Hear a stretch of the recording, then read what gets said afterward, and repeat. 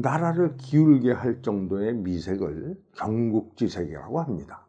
중국 고대의 왕조 하상주 모두가 여인에 의해서 무너졌는데요. 이때부터 경국지색이라는 말이 생겼다고 합니다. 즉 하나라는 말이 상나라는 달기, 또 상을 멸망시킨 주나라 역시 포사라는 여인에 의해 멸망했습니다. 마리는 하나라의 마지막 왕 거랑의 비중 한 명으로 달기와 비견될 정도로 방탕한 생활을 하여 주지용님은 물론이고 비단이 찢어지는 소리를 즐겨 곳간에 값비싼 비단이 가득했다고 합니다. 결국 운나라 탕왕이 군대를 일으켜 하나라를 치고 마리는 왕과 함께 남소의 산으로 추방되었다고 합니다. 요녀의 상징으로 알려진 달기는 원래 성이 기고 자아가 달입니다.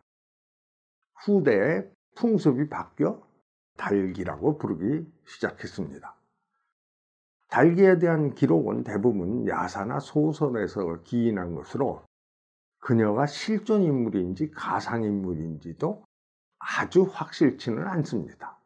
다만 사기에는 주왕이 신하들의 고언은 듣지 않고 달기의 말만 들었으며 주왕이 자살한 후 달기는 바알란군에 사로잡혀 처형되었다고 기록되어 있고, 반면 세설신화에는 주의 군대가 상의 도성에 진입한 후 주왕의 동생 주공 희단이 달기를 시인으로 삼았다고 되어 있습니다. 또 주나라 유왕은 포사의 웃는 모습을 보기 위해 거짓으로 봉화를 올려 제후들이 군사를 이끌고 허겁지겁 달려오도록 했다고 합니다. 여기서 여자가 웃는 모습을 보기 위해 많은 돈을 쓴다는 천금매소라는 말이 생겼습니다. 이외에도 전한 왕조를 멸망시킨 미인은 성제의 부인이었던 효성왕후 조비현입니다. 그녀는 손바닥 위에서 춤을 출 정도로 날씬해서 작장중무라는 성어를 만들었습니다. 중국에서 미인을 묘사할 때 연수헌비라는 말을 사용합니다. 즉 조비현처럼 날씬한 여자와 양귀비처럼 글래머인 미인을 일컫는 말입니다. 중국의 4대 미인을 지칭하는 치머나간 폐월수화라는 말이 있습니다. 폐월은 달이 부끄러워 구름 속으로 숨는다는 뜻으로 삼국지에 등장하는 초선을 가리킵니다. 동탁을 제거하기 위해 초선을 보낸 왕윤이 기도를 드리는데 달이 구름 속으로 숨었다는 고사에서 비롯되었습니다. 수화, 꽃이 부끄러워 입을 닫는다. 양귀비를 지칭하는 말입니다. 당나라 현종의 비입니다. 본래는 아들의 부인이었는데 빼앗았죠.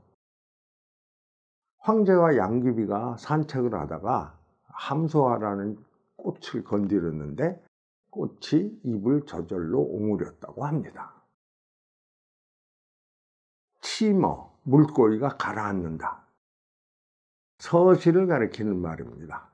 중국 춘추시대 올나라의 미인으로 오왕 부차를 무너뜨리는 미인계의 주인공이죠. 서시가 빨래를 하는데 그 미모에 취한 물속에 물고기가 헤엄치는 걸 잊고 가라앉았다고 해서 생긴 말입니다. 또한 서시는 되도 않는 흉내를 낸다는 효빈이라는 말도 만들었죠.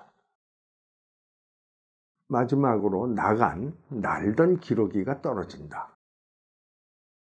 한나라 원제 때의 왕소군을 지칭하는 말입니다. 왕의 후궁으로 들어갔지만 당시에는 화공이 그 후궁들의 얼굴을 그려서 이제 왕께 보이는 풍습이 있었습니다. 그런데 왕소고는 집안이 가난하여 화공에게 뇌물을 주지 않아 못생기게 그렸다고 합니다. 그래서 간택되질 못했는데 흉노의 족장 호야냐가 그녀를 보고 반해서 달라고 해요. 이국으로 시집가게 됩니다. 술에 탄 그녀의 모습을 보고 날아가던 기러기가 떨어졌다는 얘기가 있습니다.